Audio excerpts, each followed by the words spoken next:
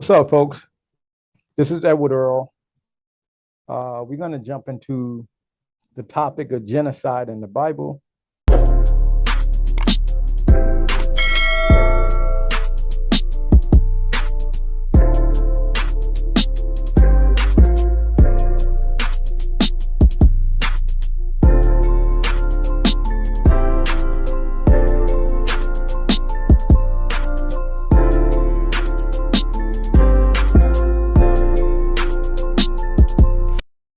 Now, I'm going to say a word that may seem like a bad word to a skeptic. It's going to seem like a bad word or profanity to a skeptic. And that word is context. Now, I deal with skeptics on a regular basis. And that word is a word that they hate. But it's not special pleading where we're just trying to apply it to the Bible. No, we apply context to all of our conversations, to everything that we read, to everything that we write, to all of our communication. And so when we're trying to discover truths or we're trying to understand a text, we have to use context. There's no way around that. And so let's dig into this. So I'm going to start at Joshua chapter 11, verse 20 through 23. For it was of the Lord to harden their hearts, that they should come against Israel in battle, that he might destroy them utterly, and that they might have no favor, but that he may destroy them, as the Lord commanded Moses.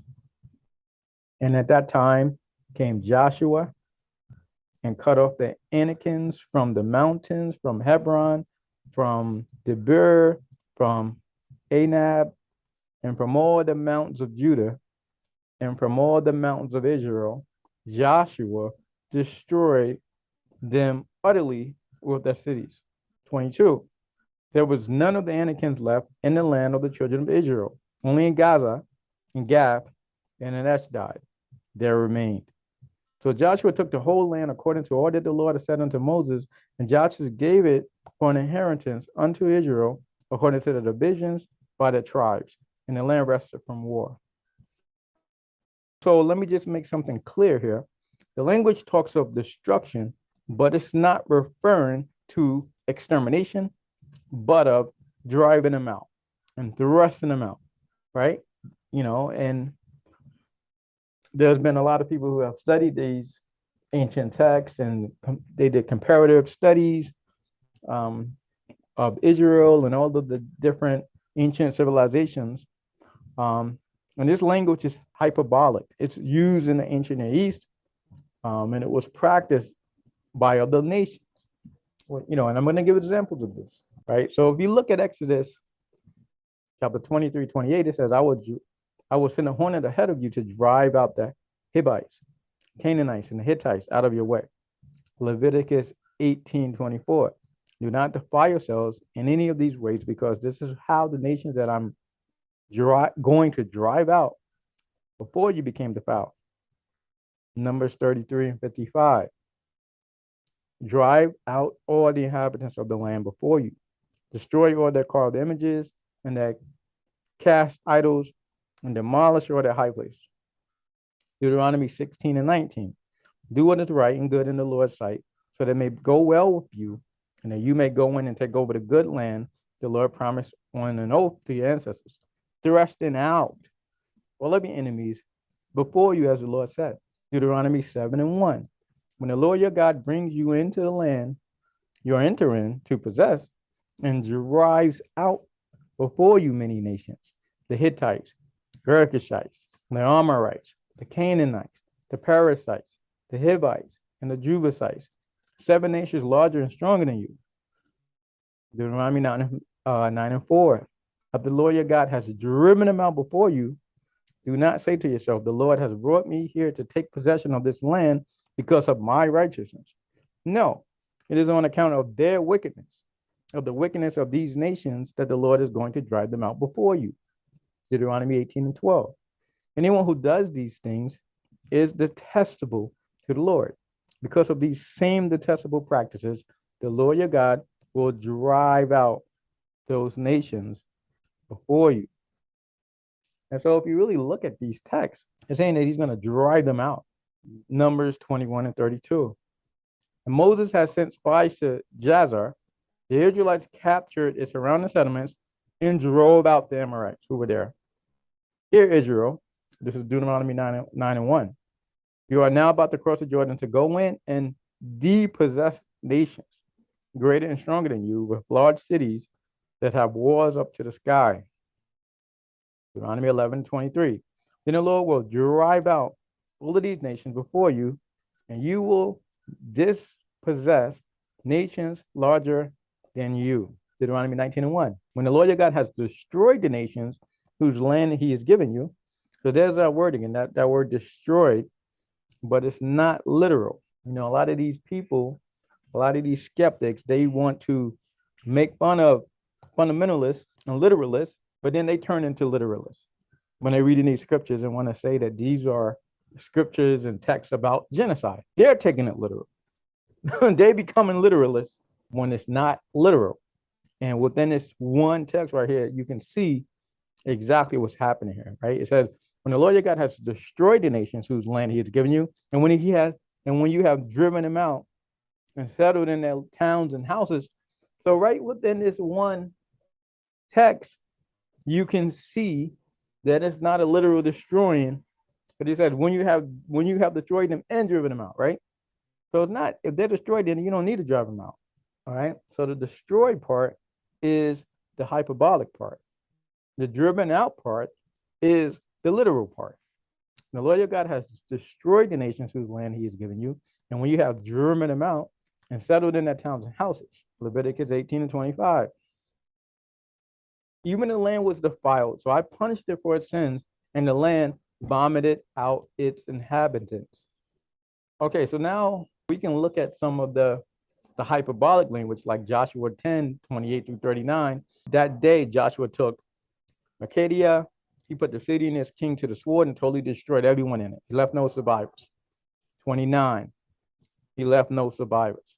31, until no survivors were left, and totally destroyed everyone. 36, they left no survivors, totally destroyed it and everyone in it. 38, they totally destroyed, they left no survivors. 11 and 11, everyone in it they put to the sword, they totally destroyed them, not sparing anyone that breathed, and he burned Hazor itself.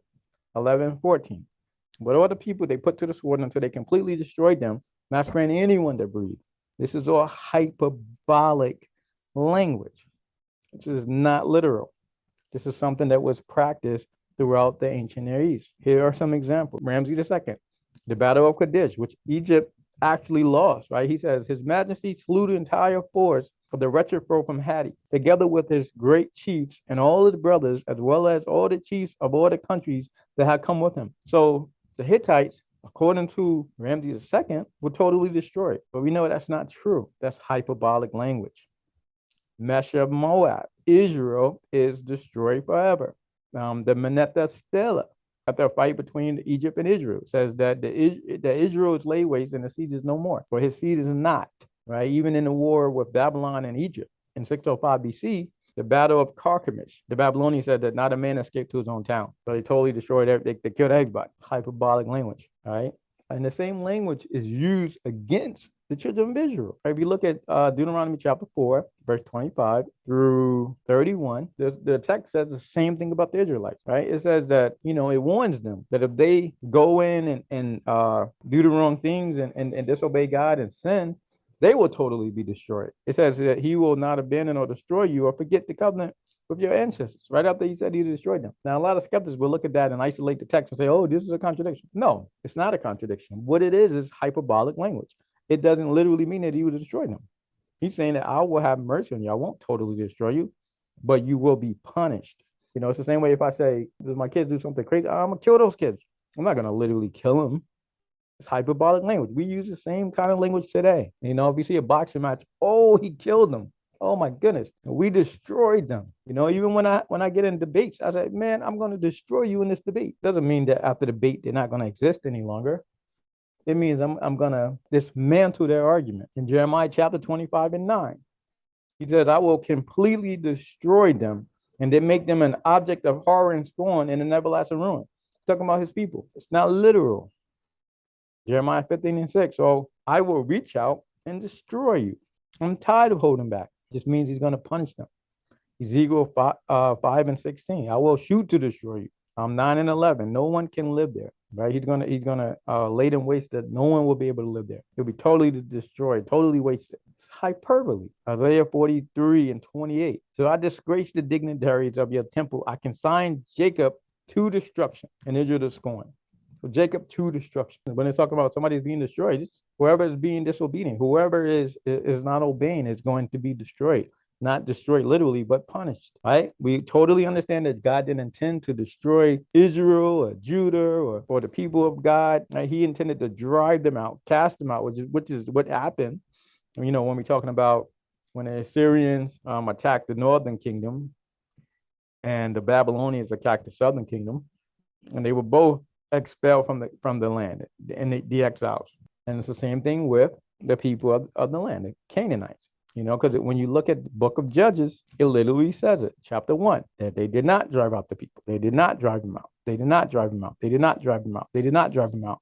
They did not destroy them, right? It literally says that they lived among them and they began to practice the same things that they practiced, right? The pagan habits. They served their gods. The Bible is clear that they were idolatrous throughout their time. You know, the archaeological evidence supports that fact. It supports the biblical narrative. That's basically a straw man.